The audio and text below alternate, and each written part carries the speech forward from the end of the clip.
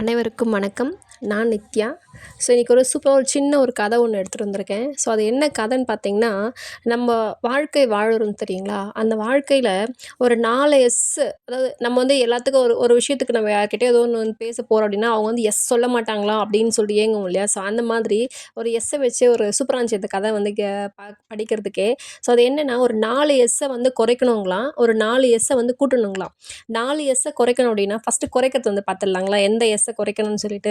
First எடுத்த உடனே சர்க்கரை வந்து குறைக்கணுங்களாம். சர்க்கரை வந்து இப்போ நம்ம வந்து ஒரு முழு ஸ்பூன் வந்து எடுத்துக்கிறோம் அப்படின்னா, அதை வந்து 1/4 ஸ்பூனாக வந்து கம்மி பண்ணி நம்ம வந்து யூஸ் பண்ண ஆரம்பிக்கணுங்களாம். அதே மாதிரி சால்ட்டு.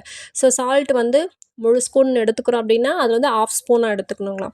அதே மாதிரி சப்ஸ்டியூஷனல் அடிஷன். நமக்கு ஏதாவது அதாவது நான் வந்து பெண்களுக்குன்னு சொல்ல, ஆண்களுக்கும் சொல்ல, மது பழக்கமோ, இல்லை புகைப்பிடிக்கிற பழக்கமோ, அதை தவிர்த்து வேறு எதுனா இது வந்து நான் அடிக்ட் ஆகியிருக்கேன் அப்படின்னு சொல்லி, அதாவது நான் டீ குடிக்கிற பழக்கம் கூட நான் சொல்கிறேன். ஸோ அது வந்து அடிக்ட் ஆகிருக்கும்னு சொல்லுவாங்க இல்லைங்களா?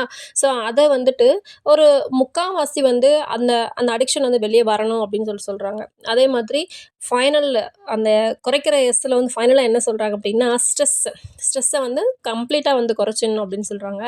அண்ட் தென் இதில் வந்துட்டு ஒரு 3 எஸ்ஸை வந்து கூட்டினா நம்ம லைஃப் வந்து ரொம்பவே சூப்பராக இருக்கும் அப்படிங்கிறாங்க. என்னென்னு பார்த்தீங்கன்னா, ஸ்லீப்பு ரொம்ப ரொம்ப முக்கியங்க, தூக்கம். ஸோ ஒரு நாளைக்கு ஒரு மனுஷனுக்கு 6 மணி நேரம் கண்டிப்பாக தூக்கம் வந்து அவசியம்னு சொல்கிறோம் இல்லைங்களா?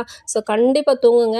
ஸோ நம்ம தூங்கும்போது ஒரு லைட் மியூசிக்கோ இல்லை ஒரு புக்கு படித்து, அதாவது எல்லாத்தோட பெட்ரு பார்த்திங்கன்னா புக்கு படிச்சுட்டு தூங்குறதுன்னு சொல்லிட்டு ரொம்ப நல்லாயிருக்கும். படித்து பாருங்கள். ஏன்னா நாங்கள் ட்ரை பண்ணிகிட்ருக்கேன்.